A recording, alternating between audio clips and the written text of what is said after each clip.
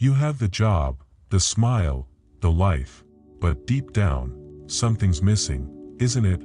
Have you ever looked in the mirror and realized you no longer recognize the person staring back, not because you've fallen apart, but because somewhere along the way, you forgot who you are? In a world that keeps asking you to perform, have you ever cried so quietly that even the walls didn't hear you? No sobs, no sound, just tears slipping down as the world outside keeps spinning, and then, almost instinctively, you get up, go to the mirror, and stare. It's strange, isn't it? Not because your face is swollen, or your eyes are red, but because, for the first time in a long time, you don't recognize the woman staring back. For years, you've played the part, the efficient professional, the responsive friend, the woman who posts photos with the perfect caption, who smiles in every Zoom meeting, who answers emails on weekends, because that's just how it is now.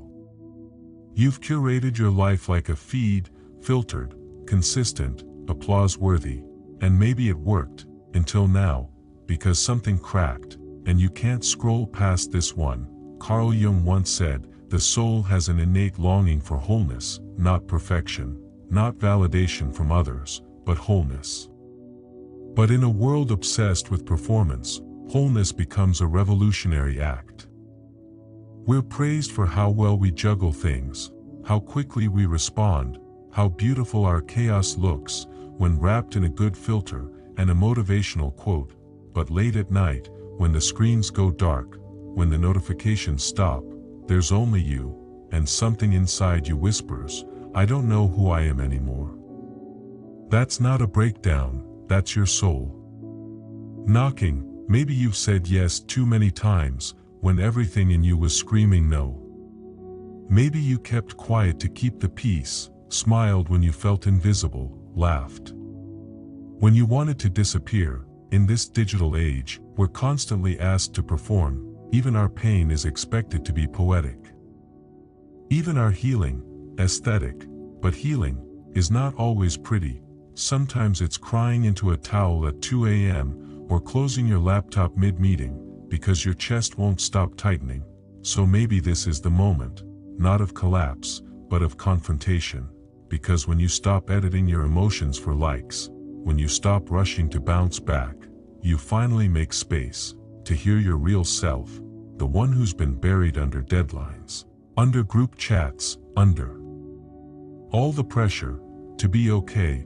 Here's the truth they don't tell you on LinkedIn. Sometimes the most powerful moment in your life isn't a promotion or a big win. It's realizing, I can't keep pretending I'm fine just to make others comfortable. That moment, that's when you meet yourself, not the version you present, not the one others praise, but the woman beneath it all, raw, tired, and real. You don't need another affirmation reel. You don't need to keep posting strength while you're falling apart. What you need is this: stillness, honesty, and a decision, a quiet one, like, I will no longer abandon myself.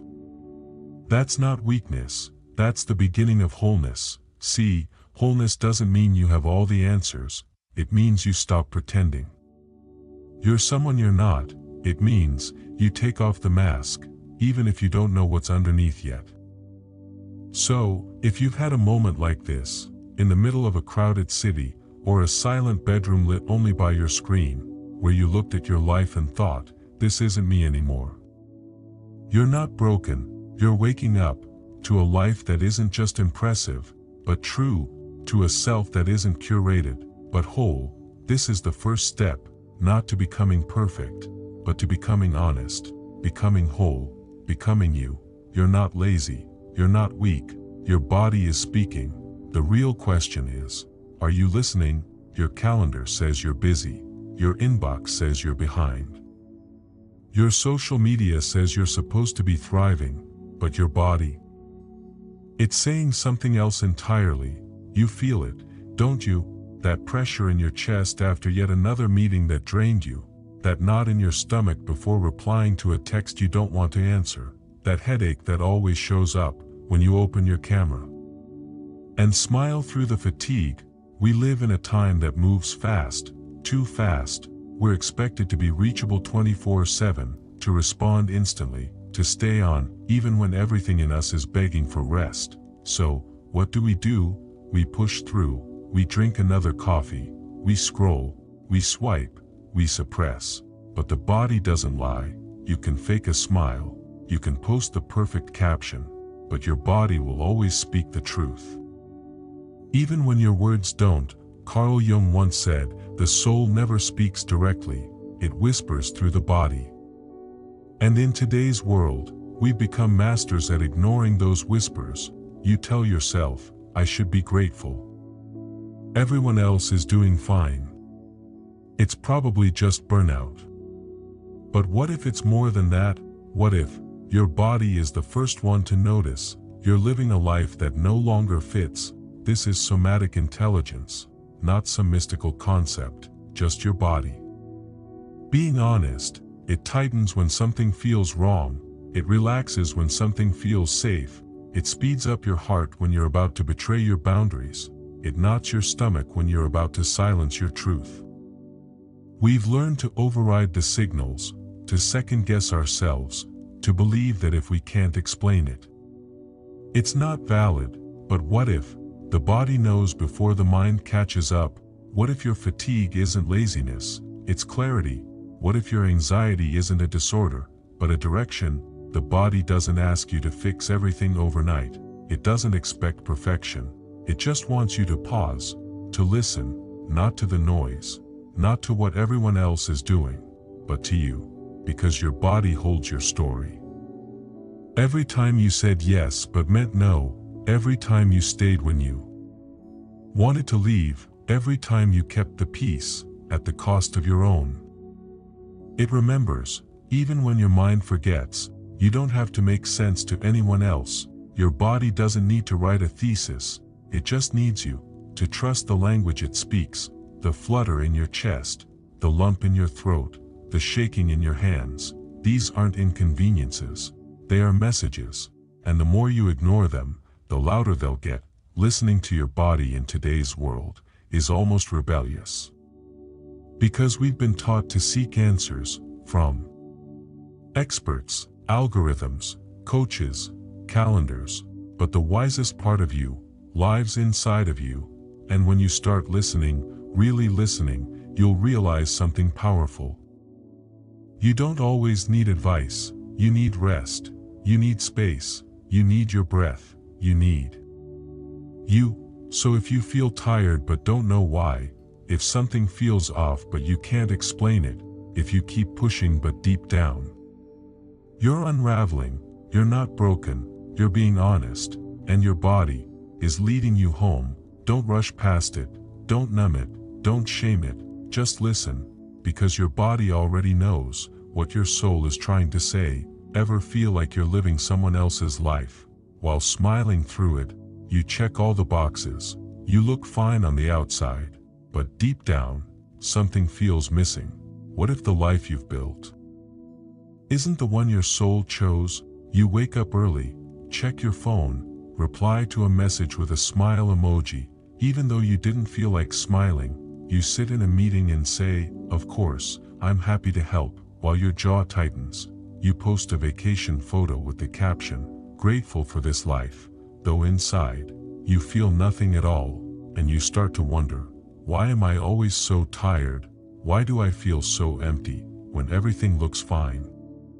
Modern life doesn't ask you to be real, it asks you to be presentable, perform well, communicate clearly, maintain your brand. But here's what no one tells you, even the most beautiful life, if lived only to please others, will leave you feeling hollow. From a young age, women are taught to be accommodating, to not be too much, to keep the peace, to be likable, professional, romantic, but not demanding, efficient, but not intimidating, attractive, but not threatening. So we learn to edit ourselves, to shrink when we feel too loud, to nod when we want to scream. Carl Jung called this the persona, the mask we wear to survive in society. It's not inherently bad, it helps us function, it keeps us safe, but when we wear that mask too long, we forget how to take it off, and underneath, there's a voice growing quieter each year, a self that wonders, who am I? Really, when no one's watching? This is how the inner conflict begins. When your outer life no longer matches your inner truth, you become fluent in small betrayals of yourself, so small, no one notices, except your body, except your soul. You feel the tension, not just in your heart, but in your shoulders, your jaw, your breath, because when you suppress part of yourself long enough, it doesn't disappear, it hides in the dark. Jung called this hidden part the shadow, the aspects of your personality you've rejected or disowned, your anger, your truth, your sensuality, your ambition. The shadow isn't evil, it's honest. It holds the parts of you that didn't fit the mold, the parts that were labeled difficult, unattractive, unreasonable. So you buried them and became the good girl, the helper, the peacemaker, and maybe that role kept you safe, maybe it got you love, maybe it got you promoted, but now, it's exhausting you, and this is the moment something begins to shift, because the opposite of wearing a mask isn't rebellion, it's truth, it's saying, I'm not okay. I don't agree. I don't want this. Not for drama, not for validation, but because your soul is asking you to stop abandoning yourself. You don't need to burn your life down, you don't need to disappear, you just need to get honest. You need to remember the version of yourself that existed before the edits, before the audience, before the filters, and maybe, for the first time in years, ask not, how can I fit in? But, what would it look like to finally be myself? You are more than the mask, you are more than one role, you are allowed to be complex, bold, quiet, angry, soft, unapologetically you, because freedom doesn't come from being everything to everyone, it comes from finally being honest with yourself. You should be more feminine. Here's how to manifest your dream life. Set boundaries. But don't be cold. In a world that tells women how to feel, how to love, how to be enough, the most radical thing you can do is think for yourself. In today's world, the noise never stops. There's always another message, another opinion, another podcast telling you what to do, who to be, how to heal. And for a while, you listen, you collect the quotes, you attend the webinars, you ask for advice in group chats and DMs, you even copy the habits of people who seem to have it all figured out, but then one day, you pause, and something inside says, wait. What do I think? That is the beginning of wisdom.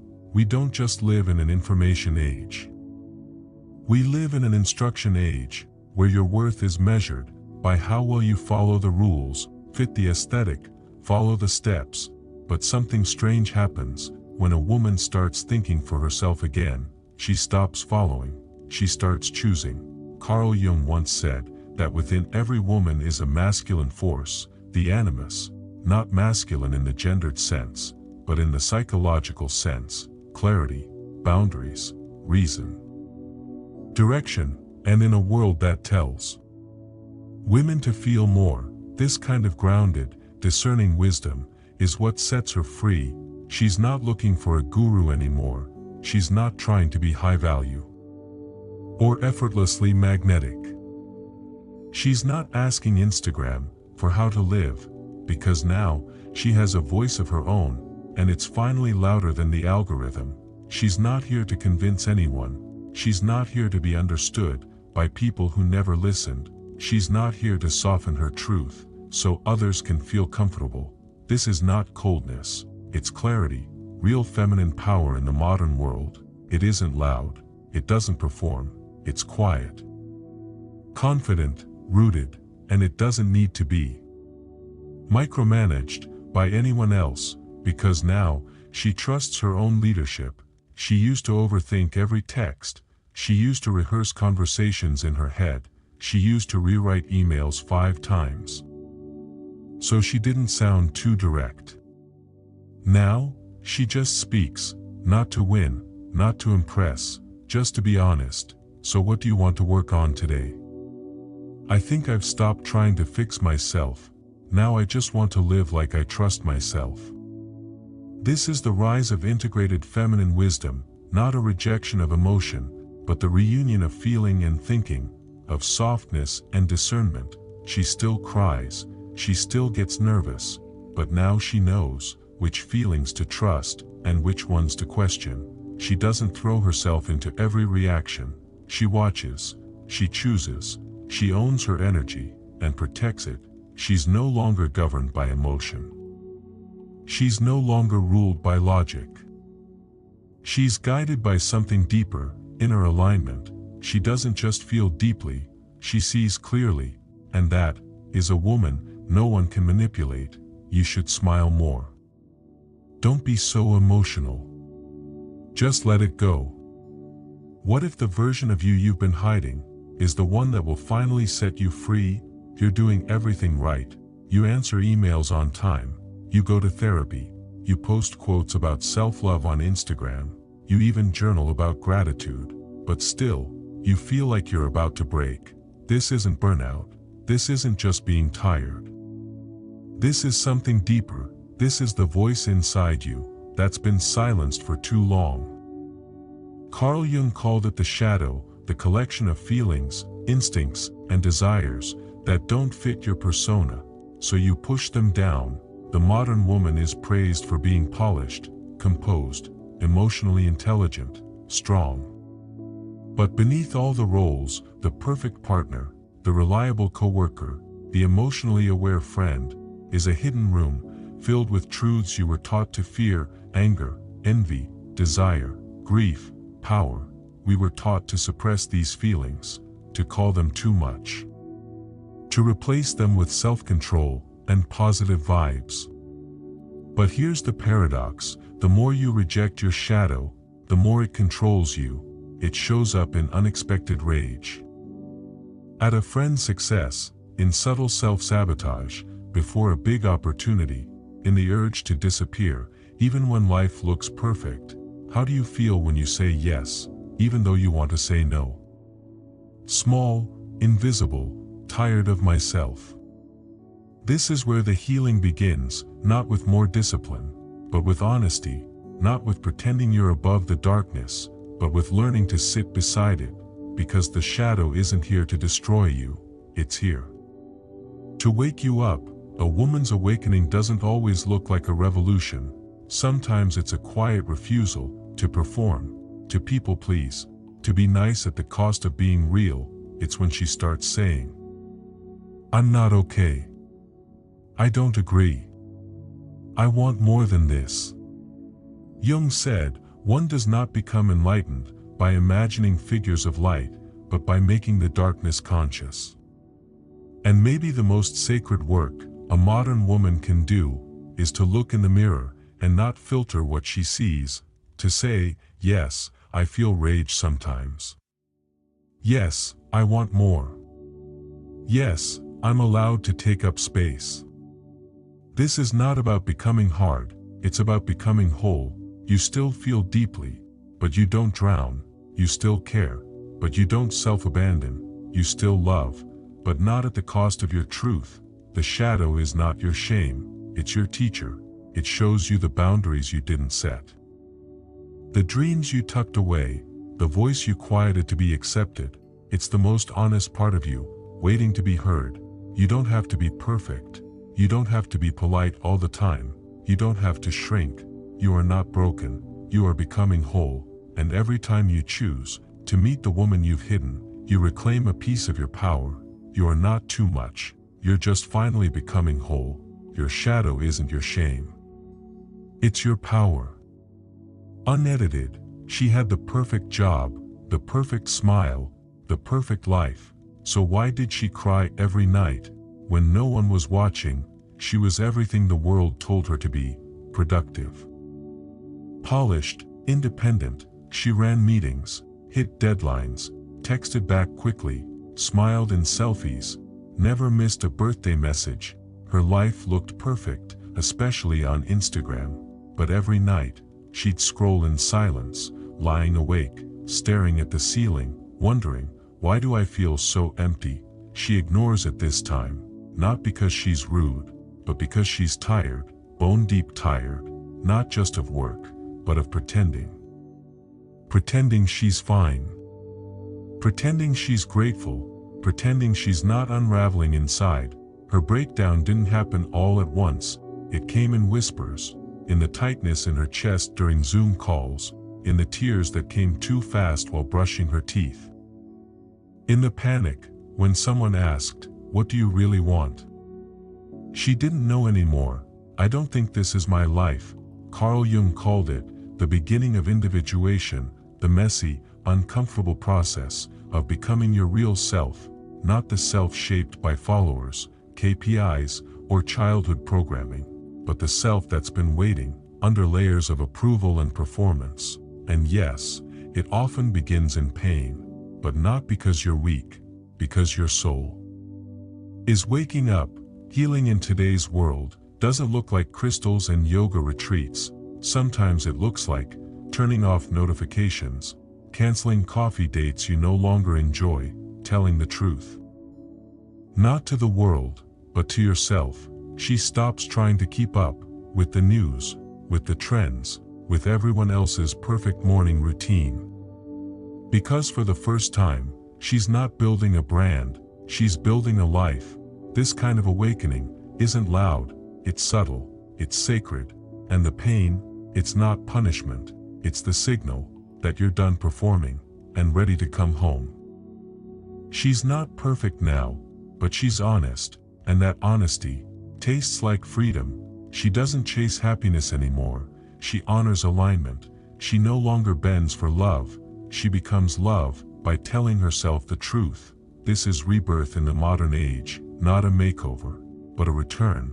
This woman, she didn't burn her life down, she peeled it back, until it was real again, and that pain she thought would break her, it built her. She didn't lose her life, she left the one that wasn't hers, and in the silence, after the breakdown, she finally heard her real name.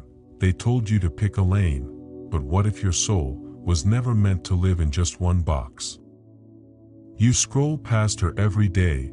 On LinkedIn, she's the sharp executive with quarterly wins.